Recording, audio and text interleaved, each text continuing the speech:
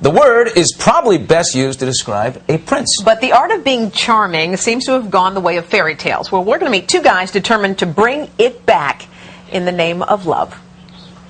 He's thinking, well, all right, it's make it happen. Joshua Pellicer and Jordan Harbinger haven't always had luck with the ladies. You're on Game On. But when they helped a colleague score big with that special someone, the bosses at Sirius Satellite Radio tapped them to host a show about helping other guys improve their game. We don't want to just recreate us. We want to bring the best out in everybody so everybody can be themselves, but also just be the best version of themselves. It's not typically the woman's fault here. It's usually guys just don't get it. If you have a hidden agenda and you look at someone in the eyes, they're going to know exactly what you're thinking. Absolutely. In addition to the radio program, the two also teach their technique in person. They started a school called The Art of Charm. All right, so here's what you're going to do. Part of their work involves field exercises where they coach men to get the girls of their dreams, or at least to get them to say hello. You guys are going to go out today and you're going to meet as many people as you can. Just say hello. You don't have to do anything else other than that. Let's go. One of their newest students, Nick, gives it the college try. Hey, excuse me? Are you familiar with Manhattan? Do you know like any good places where you can get a drink or, you know, meet a lot of people? Nick did not score a phone number, but his approach was still considered progress. All right. Yeah, man. She works at Mamma Mia for like 5 years. Yeah, that's why I was like, oh, you know the area. Well done. Thank you, bro. All right, so that was awesome. You didn't use your hand as much as I wanted to. Yeah, I figured. But it's okay. You used your body language much better. Has the 21st century male lost the art of the charm? Charm gone? I mean, I don't think charm's gone, personally. Everything revolves on this idea that you can make someone believe in you. You know, and that's what makes you valuable, makes men valuable as men, and that's what women typically are attracted to.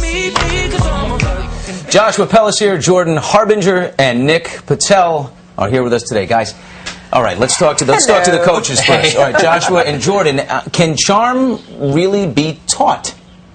Absolutely. The problem is that most guys don't actually learn this. It's something we're supposed to learn growing up by example or through example. And this should actually be taught in school. What guys don't get growing up is the vibe that makes you a man. A lot of society has changed, and we just don't get that anymore. Well, I think what's interesting is you guys are really kind of giving a 101 on how to approach a girl and that kind of thing. Yeah. I mean, so what? Okay, so I know you were trying to help Nick out. So what do you tell guys? What's the best way to approach a woman so that you can actually make a connection? Okay, well, first thing that guys do, I think the biggest problem is that they kind of mess themselves up before they even get there. Yes. Girls are very, very... Why? How? Mostly. Okay, yeah, you're good because you're married, and I know you know this already. I'm going to be all over you in about 30 seconds. So you and your white boots are going to get attacked by me in a second. No, I'm kidding. No, the idea is that typically women are very, very, very good at reading body language. Yeah. Very good. And though consciously they may not know why it is they think that you're creepy. Well, it's like, you know what it is, though? If you're looking away, if you seem distracted. All these little things, you know? Look at me. Look at me. You have beautiful eyes. That makes it very easy. Exactly. How was that, fellas? That's perfect. See, your gold, your money. So the idea is that, you know, you have these dominant body language features and traits, and if you're not a dominant man to the core, they can tell. Okay. Okay, now guys, is the biggest problem that guys face that they're thinking about sex? Oh, that's a huge problem. And the woman can detect right away. You're trying to get the clothes. Right. There are, you don't want to jump straight to the end of an interaction. That's, you know, patience progresses essentially. So what you have to do is the moment, there are 3 stages to an interaction. Attraction in the beginning, rapport, which is connection in the middle, and then seduction is at the end. And guys try to skip. I think the problem is a lot of guys just they do too much. They try too hard, and that's a big turn off. Now, okay, let me ask you, Nick. You were on the street. You approached this girl. You were adorable. I don't know why she didn't give you her number. Thank you. I would have given you my number. Actually, to cut you off, what happened was that was rude.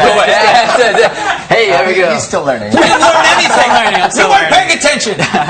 But when I walked back, and I was walking back to these guys, I saw Jordan holding up his phone, and I'm looking, I'm like, why is he holding up his phone? Yeah. And I walk across the street, and he's like, dude, you could have totally got her number. And I didn't have that awareness at the time that I literally could have took out my cell phone and said, hey, give me your number. But do you think she would have given it to you? Do you think she would have? Absolutely. Yeah. So you just go up she to a was waiting for stranger the clothes and say, hey, can you know, where's a restaurant, and can I have your phone number? Sure. Well, what she was laughing, she waited around for the red light to change again and again. She was flirting buying with time. you. She was flirting with him. You let her go.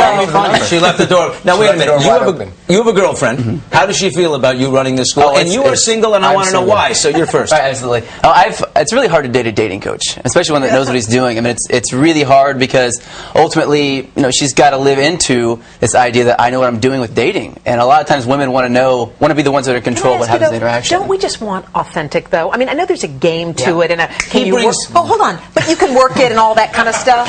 But I mean, isn't there a point where you just want real? You don't want someone who knows how to work it. No, there's in the stages in the beginning, it is about being fun and curious, and the mysterious kind of guy is fun. But after you get past that, there's no joking around in the stage of rapport. When you build connection, like if your best friend's like talking about something serious, and you go make a joke, that doesn't they're like, work. "What are you doing? Why are you single?" The real answer, honestly, is because it's fun. Yeah. It's a lot of fun to be single, especially in Manhattan. So can I ask you this? If you tune into Sirius Radio, you can hear your tips? Absolutely. When is your show, by the Maximum 108, it's called Game On. Sirius 108, 2 p.m. Fridays at 2 p.m. Eastern. It's live, so people can call in and actually ask questions right off the bat. So you have a lot of success stories? Oh, it's great. It's amazing. Really? Yeah. Nick, are you a success story? It's life-changing stuff. Literally, it's literally one of those things when I look back on my life when I'm 7 years old, I can say, this is one of the 5 things I did in my life that changed everything. Oh, cool. You guys must feel pretty good. You guys, thank you so much. Look out for a caller later named Raul. It'll be good going. Yes, my name is Raul.